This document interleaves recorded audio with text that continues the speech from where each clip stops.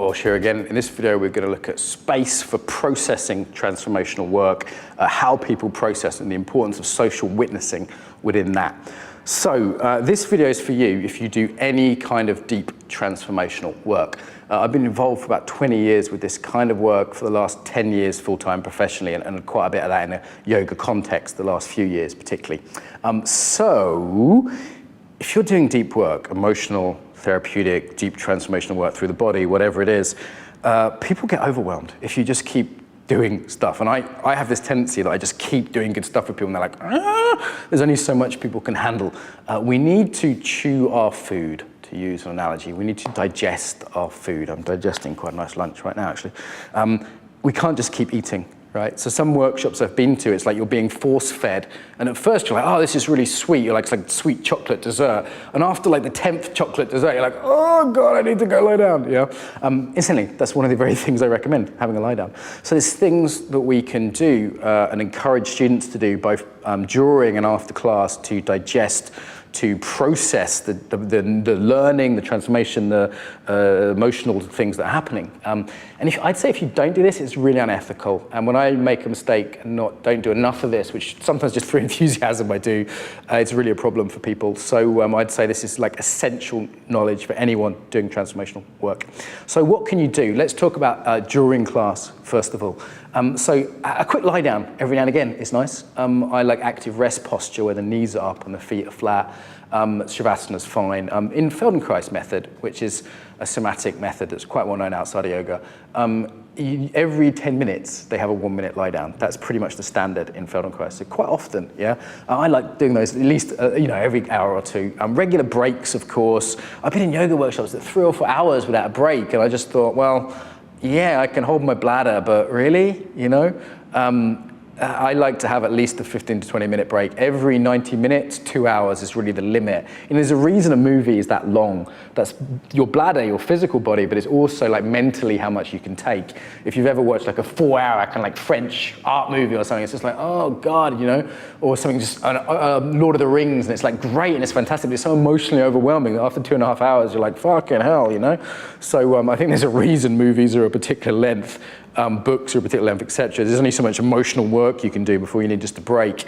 Another thing you can do is get people to move in a free way. So yoga often is a more kind of like set movements, forms, that we're doing. And just letting people like wriggle, like, move, and they'll do this anyway. They will do this anyway, so you might as well encourage it. And that's like letting the emotions and the thoughts move through the body. To process them, and I get people walking around the room. Such a simple way to do it. I do this with my corporate groups. So I say, everyone walk around, no talking for a couple of minutes, just walk around. It's like, and people shake, and they do things like dogs do, that's a good one. The little shaking movements are good. Or they stretch, or if they're more like open-minded, I'll say, make a noise, and people go, or whatever. And that's the body process unwinding of its own accord. Like, the body knows what to do, right? You just have to let it. So letting people roll around on the floor or walk around or dance, put some music on and dance around, super useful. Silence. See what I did there? So silence is super useful, particularly for the more introverted people. I tend to be like talky. However, I've noticed on my workshops, I'm Irish, I'm extrovert, but I've noticed on my workshops that if I have, okay, let's have a silent break. Sometimes that's much better for people. Or let's 10 minutes, just sit, do whatever you want. Maybe some drawing, art is good too. Give them some pencils, no talking. And all the introverts on the autistic spectrum, people are like, oh, this is fantastic. Yeah, someone recently said that to me, who's autistic spectrum. They were like, thank you so much for the break. Yeah, silence was not like chatting and being social over the coffee. Paradoxically, talking also helps. And this is really missing from a lot of yoga. I think some of the things I've mentioned will be common sense. This is the one I see missing, that we're social animals. Yeah, we not only think out loud, but by being empathically, socially witnessed, our thoughts become clearer, our emotions flow. If you think of what a counselor does, or even just a good friend, you all do this. A counselor is trained for years to do nothing, just to sit and connect and empathically, it's not quite nothing, but not to interrupt, not to offer ideas or advice, that's the classic, you should do this, but actually just to absorb and to Be present, be a witness. That's the key thing here, being present to someone in a non-judgmental or caring or, dare I say, loving way. As a teacher, you're doing a lot of that, and students need that. Sometimes they just need to go blah, blah, blah, blah, blah, blah, blah, blah, blah, particularly those like me who think out loud. But it's the social processing.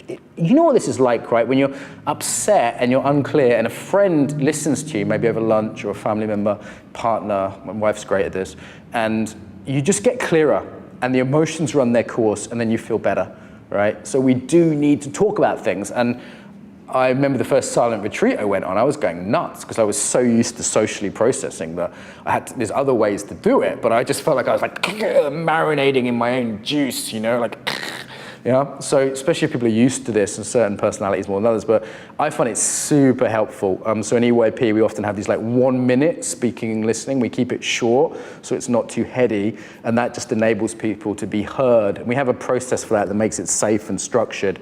You know, it's still a practice area. It's not like the pub. And that's super, super helpful, the social witnessing side. So there you have it, a few ways to help people process movement of the body, movement of the mind, movement of emotions, to help people, if you use the analogy of chewing or digesting, I quite like that analogy. And yeah, I hope that's been helpful. I find this helps people do more, go quicker, go deeper, and also it's just safe and kind. So I highly recommend you do some of these. If you've got others, that's my list, so they're the ones that I find work, but I bet you've got some more, so put them in the comments. I'd love to hear other ones that you've got.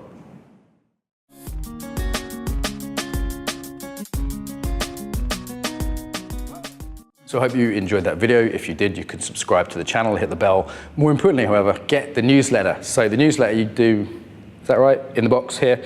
Okay. So why you would want the newsletter, so you hear about the best videos, so you actually ask me questions, you can reply to the newsletter, I'll reply. You can hear about events, teacher trainings, other things that are happening, and stay in touch more reliably. So newsletter there.